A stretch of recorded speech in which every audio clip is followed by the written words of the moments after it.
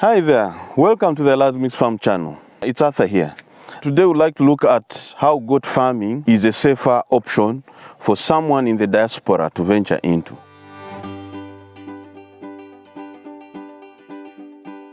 There are so many people out there who are working, who are doing their own savings, but would like to start out something, new to generate more income back at home.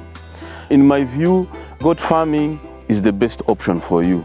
And when I'm talking about goat farming, this is different from crop farming. You see, in crop farming, there are so many challenges and many variables that you need to look at, which is completely different when it comes to animal farming and in particular, looking at goat farming.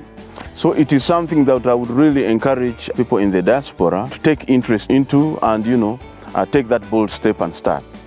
The person in the diaspora needs to acquire land. And in most cases now I tell people, just start with 10 acres. With 10 acres you are able to do zero grazing. Zero grazing meaning you'll be able to just put up your structure and you're ready to go. So once you have land, try to identify land in a location that you're comfortable with. You can be able to either go to your ancestral land or try to acquire your own piece of land. Secondly, you should be able to identify the mother flock, be able to identify the number of goats that you're comfortable to start with. On 10 acres, with optimum management, you can be able to raise 150 goat mothers on that particular 10 acres and be able to have them give birth, and every after 6 to 8 months, churn out the kids that have been born as you wait for another round. In other words, on 10 acres, at least you'll be able to raise 150 mothers, and each time they give birth, say to roughly 200 goats, you are able to sell them off and continue maintaining the mother flock. That becomes a very good business. However, for you to do that, you need to start with goats that have higher blood percentage. It should be at least a minimum of a goat that has a bloodline of 75%. That way, if you get goat mothers that are 75% and then you get 100% Boer, that means you'll be able to have offspring that at least 87%. And those ones have even a higher conversion rate when it comes to the pastures and the food that you provide them. Now, for you to be able to do that, of course, that means you'll only save 1 acre where you're going to build the structures. You're going to put aside and build barns for storing your pastures, and then a place where you're going to do your silage. And then, of course, on the 9 acres, you'll be able to plant the different types of pastures. I'm always encouraging people to do 1 acre or 2 acres of super napier. Then you can do Chloris Guyana, very good pasture for hay, and then you go for alfalfa and plant some of those. But ensure that all the other 9 acres you've planted pastures.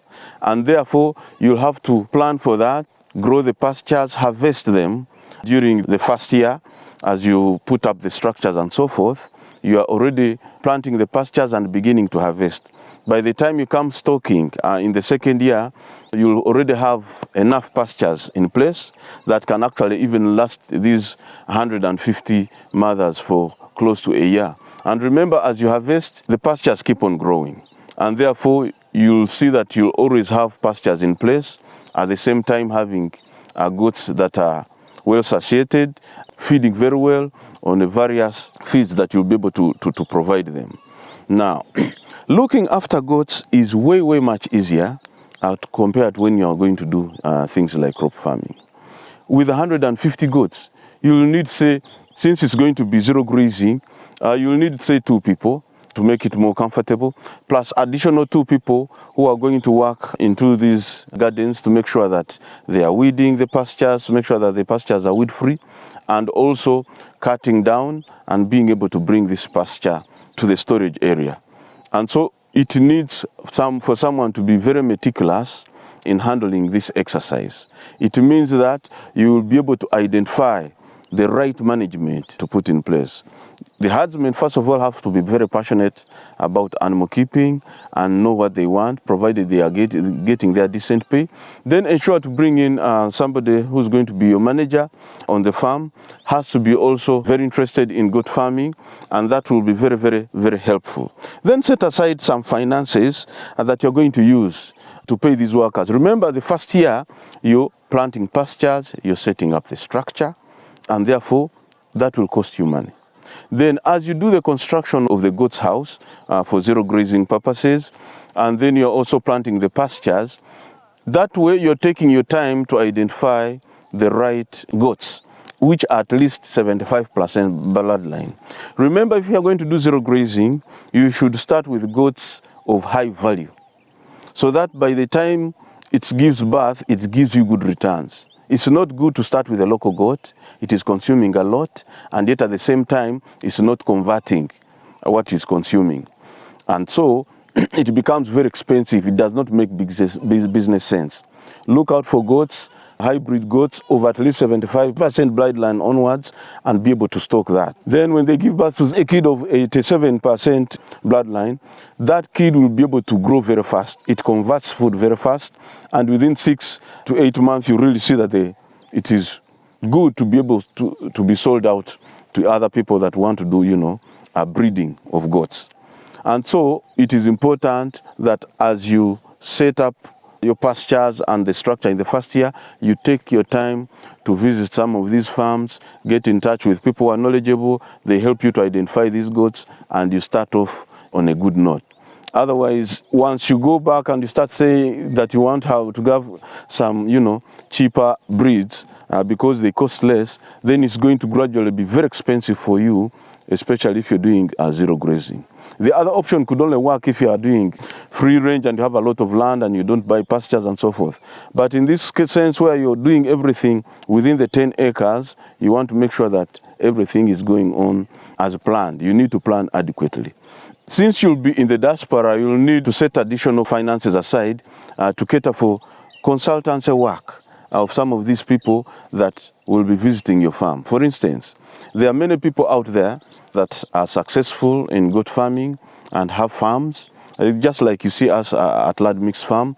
And so we can be able to provide that consultancy, visiting your farm, looking at what the workers are doing, whether they're doing everything right, and if there is any corrective action that is needed. Remember, you're working hard, you've invested your money, and you're keeping on working as you're abroad. You want to make sure that what you have invested in these 10 acres is actually bringing in returns and not having regrets. It starts with the right management. And then somebody to be going there maybe once in a month, look at how work is done. Now that's when the consultant, comes in, or the experienced farmer to provide that a bit of, second eye to make sure that things are moving on very well and provide you a report. That, unfortunately, is a cost that you have to incur.